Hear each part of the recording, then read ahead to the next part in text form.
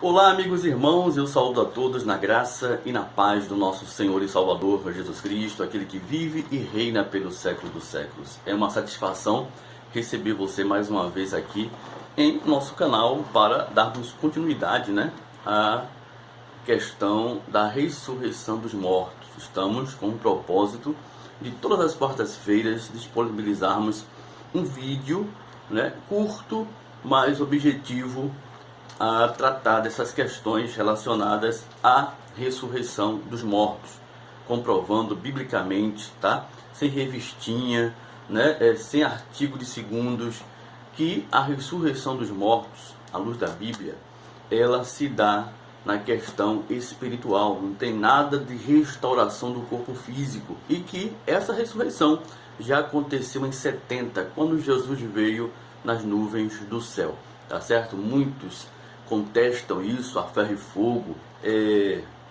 tentando a toda maneira manter o conceito tradicional de que deve haver a restauração do corpo humano da terra, o corpo físico restaurado dos túmulos, para se encontrarem um dia com o Senhor e serem julgados um a um. Isso não tem nada a ver com a Bíblia, isso não há como haver um sentido lógico, até porque se fôssemos ver todos os que se foram desde Adão até hoje ressuscitados para se encontrarem com o Senhor, para um a um serem julgados, meu querido, com certeza não haveria um continente que existisse um espaço para uma pessoa estar de pé. É ou não é verdade? Ou você acha que eu estou brincando com essa situação? Perfeitamente. Então é uma questão de raciocínio, é uma questão de lógica, vai menos do que seja um discernimento espiritual. Porque se você usar a lógica, você vai ver que esse é um pensamento completamente frustrante. Então é mais convincente a gente compreender realmente que já houve ressurreição dos mortos quando Jesus veio nas nuvens do céu. Embora seja um entendimento bastante difícil por conta do paradigma da tradição religiosa em apresentar uma posição que seja uma ressurreição do corpo físico, mas aos poucos você vai compreendendo que realmente a Bíblia tem razão, tá certo? Se deixe levar pela Bíblia, A Bíblia, ela é a nossa regra de fé e prática, ela tem toda a razão.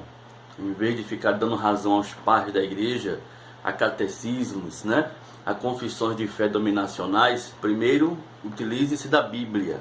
A Bíblia é primordial nas questões de nossa fé. Depois você lê os artigos de homens de Deus para ver se atesta com aquilo que a Bíblia diz. Sola Escritura. Se foi reivindicado na Reforma Protestante a Escritura como a nossa fonte, de busca das coisas divinas, então ela deve ser respeitada em todo o tempo, tá certo? Quem define a palavra final é Deus, segundo o que está escrito.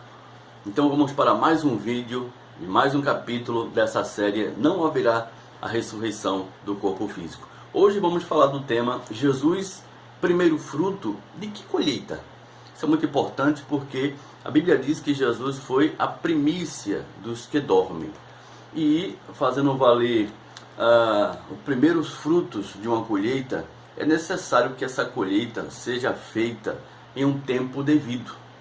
Ela não deve ser feita em um tempo que não haja sentido de haver uma colheita, uma vez que as primícias já se apresentaram, O texto, para que a gente possa analisar, está em 1 Coríntios, capítulo 15, no versículo 20 ao 23. 1 Coríntios, capítulo 15, verso 20 ao 23, que está escrito: Mas de fato, Cristo ressuscitou dentre os mortos, sendo ele as primícias dos que dormem. Visto que a morte veio por um homem, também por um homem veio a ressurreição dos mortos.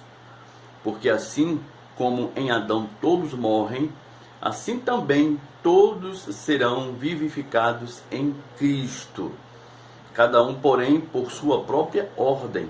Cristo, as primícias, depois os que são de Cristo na sua vinda. Então vejam, Jesus, ele ressuscitou para marcar tão somente aquilo que ele tinha falado e deixar esclarecido da promessa da ressurreição.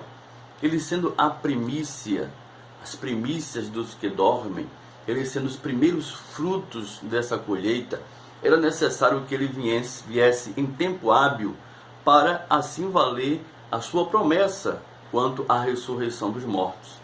Essa vinda não poderia estar além do primeiro século.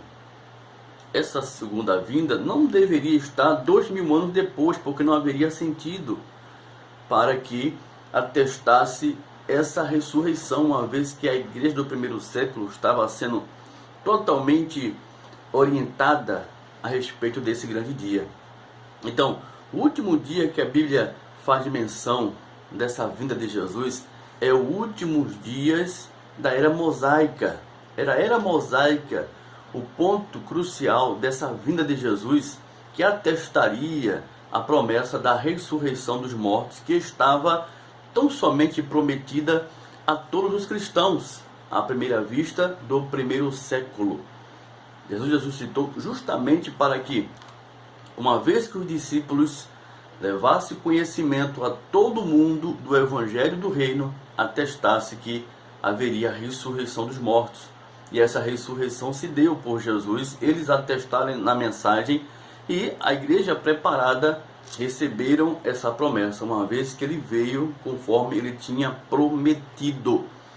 É tão interessante a gente observar essa vinda ainda relacionada ao primeiro século, quanto ao que diz a palavra aqui no versículo 23. Cada um, porém, em sua própria ordem. Cristo as primícias, depois os que são de Cristo na sua vinda. Essa palavra vinda, no grego, é parúsia, aparecimento, tá certo? Essa mesma palavra, ela aparece aqui em Mateus capítulo 24. Mateus capítulo 24, versículo 3. No Monte das Oliveiras, Mateus capítulo 24, no versículo 3, quando os discípulos questionaram a Jesus acerca da sua vinda, dos sinais do fim, relacionando essas questões aquilo que ele já tinha falado antes da queda de Jerusalém, que não ficaria ali pedra sobre pedra, justamente marcando o fim da era mosaica. Então, a vinda de Cristo marcaria o fim da era mosaica e o estabelecimento da graça de Deus. Aí os discípulos perguntam a Jesus, né? No Monte das Oliveiras, achava-se Jesus assentado quando se aproximaram dele os discípulos, em particular, e lhe pediram: dize-nos, quando sucederão estas coisas relacionadas àquela de Jerusalém, né? E que sinal haverá da tua vinda e da consumação do século? A palavra vinda aqui também é parúsia, que significa aparecimento, em poder. Então, Jesus, ele vinha em glória. E os discípulos queriam saber dos sinais dessa vinda. Ele vai trazer todo o relato do versículo 4 em diante, os sinais que relatam essa vinda. Vocês sabem muito bem, qualquer estudante que se preze, quando ele faz a leitura de Mateus 24, ele entende que essa vinda aconteceu em 70. Até mesmo os parciais preteristas atestam isso, né? Então, se os sinais da vinda de Cristo, relatado em Mateus 24, já se manifestou em virtude da queda de Jerusalém em 70, obviamente, a vinda de Cristo já aconteceu e a ressurreição também já ocorreu. Tá certo? Uma vez, levando em conta a palavra parúsia, que se encontra tanto em Mateus capítulo 24, 3, relacionada a queda de Jerusalém, que todos sabem muito bem disso, como também a mesma palavra que aparece em 1 Coríntios capítulo 15, no versículo 23.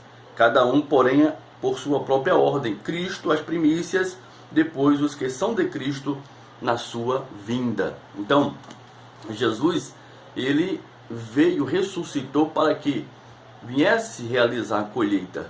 E essa colheita se deu no fim da era mosaica. Estava bem próximo de tempo que realmente fazia valer a sua promessa de vinda e ressurreição dos mortos. O contrário daquilo que a tradição tem apresentado, que Jesus tenha vindo realmente em 70, mas voltará outra vez para ressurreição dos mortos e juízo final, restauração de todas as coisas. Isso é um pensamento que não condiz com a palavra de Deus. Para poder amenizar esse efeito de verdade, uns dizem que a palavra parúzia tem vários sentidos. Aí começam a criar uma confusão na mente do incauto, dizendo que houve várias vindas de Cristo ao longo da história. Aí começa a criar pontos ilógicos para enganar os incautos, dizendo que a vinda de Jesus realmente tivesse ocorrido em 70, mas que há uma necessidade dele voltar outra vez, ou seja, uma terceira vinda de Jesus, né? Fica mais que claro que isso é um conceito grotesco, religioso, né? Para tão somente defender teses humanas daquilo que foi atestado pelos pais da igreja no passado, como eles fossem infalíveis, né? Como eles fossem homens de completa razão, acima mesmo da própria inspiração divina. Então está aí, queridos, para que vocês possam analisar. Você é livre, tá certo? Completamente para fazer a tua análise daquilo que foi exposto aqui na Bíblia, para que você encontre a verdadeira razão. Jesus, primeiro fruto de que colheita? Né? Que colheita seria então o fim da era cristã? Mas como o fim da era cristã? Se a Bíblia diz que geração vai, geração vem e a terra permanece para sempre.